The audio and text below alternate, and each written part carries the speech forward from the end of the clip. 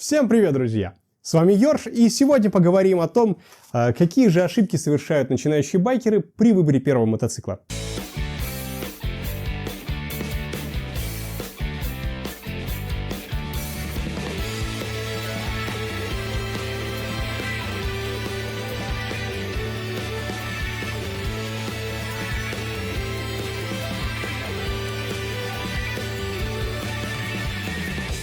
Первая штука, о которой хочется здесь особенно сказать и особенно обратить внимание, это то, что новички придают особенно большое значение кубатуре мотоцикла.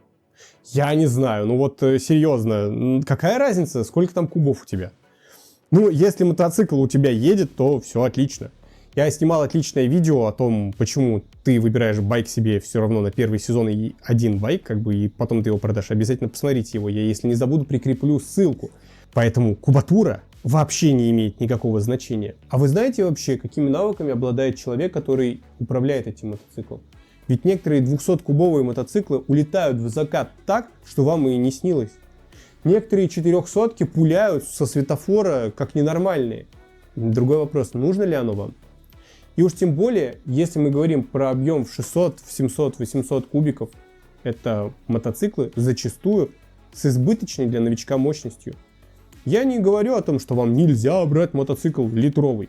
Это ваше личное дело. Если хотите, берите, пожалуйста. Другое дело, что, вероятнее всего, вы его все равно будете продавать потом. Насколько легко или сложно сбыть мотоцикл, вот такой, какой вы берете, другому такому же, например, новичку? Или проще рассказать о том, что у вас прекрасно прошел первый сезон или даже полсезона, и вы просто решили, что выросли из этого мотоцикла, хотите взять себе что-то другое. И тут дело не совсем даже про объем двигателя, тут вообще дело в выборе мотоцикла.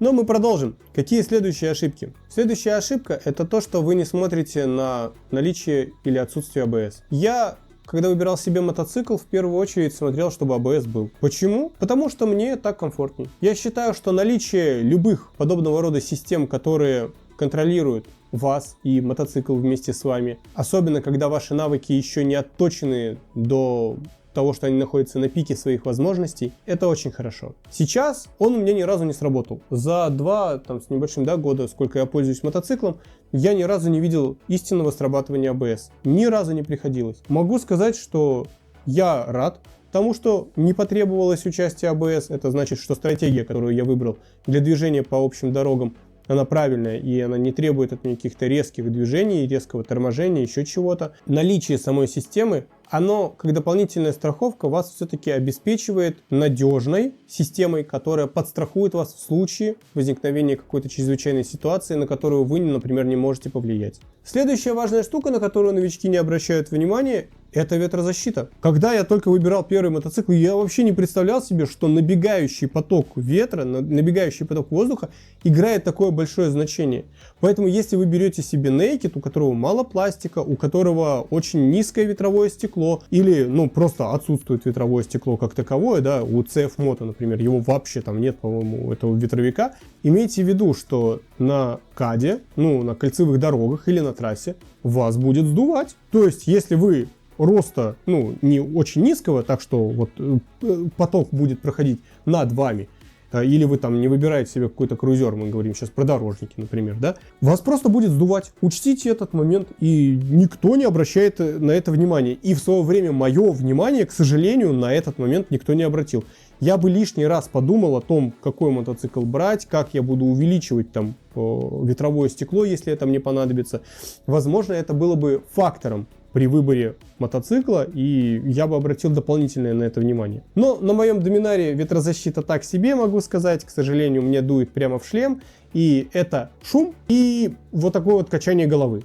То есть, потоки ветра, они бьют просто в голову, и через некоторое время шея просто устает. Поэтому этот момент на длинных поездках, именно во время длительного движения, учтите, что вас будет беспокоить. Если вы берете себе мотоцикл для передвижения на короткие дистанции, опять же, ветрозащитой в принципе можно пренебречь, и если вы не планируете ездить быстрее 100 км в час, вам более чем достаточно базовой ветрозащиты однозначно. Так что обратите свое внимание на это.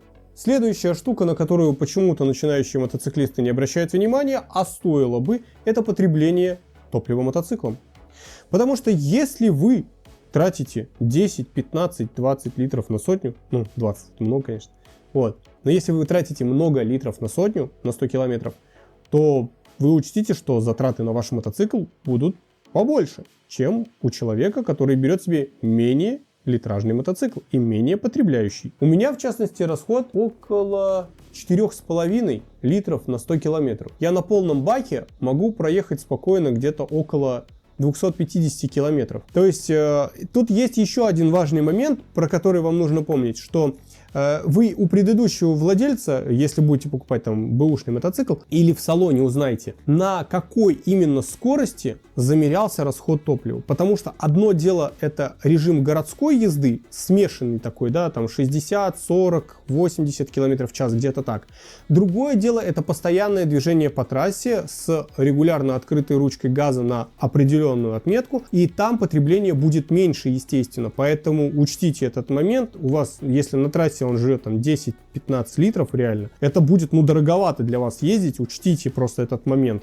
И, возможно, стоит отказаться от такого мотоцикла по причине его слишком высокого потребления топлива. По крайней мере, опять же, на первые сезоны, если вы не хотите дополнительно вкладывать много денег, и если у вас там нету каких-то других причин, по которым вам нужен именно конкретно этот мотоцикл, расход топлива для вас тоже может стать отправной точкой, на которую вы можете посмотреть. Следующая ошибка, которую совершают мотоциклисты, особенно те, начинающие, кто не почитал каких-то чатов, не проанализировал и самостоятельно не принял какое-то решение, это выбор неправильного класса мотоцикла. Если вы планируете много ездить в городе, вам совершенно не нужен мотоцикл на внедорожной резине. Если вы планируете наоборот, только внедорожные поездки по деревне, еще что-то, вам вряд ли подойдут слики и дорожная резина. И вообще класс мотоцикла вам может подойти совершенно другой, а не тот, который вам навязывают по хорошей цене. Например, говорят, сейчас можно купить мотоцикл. Один мотоцикл отличается от другого очень сильно. Даже если это мотоциклы в одном классе, они могут просто диаметрально противоположными быть по характеру. Поэтому обратите свое внимание на отзывы про мотоциклы, а также на значение, для чего этот мотоцикл создан, для того его и используйте. Ну а с вами, как всегда, был Йорш, друзья. Увидимся в новых видео. Всем пока!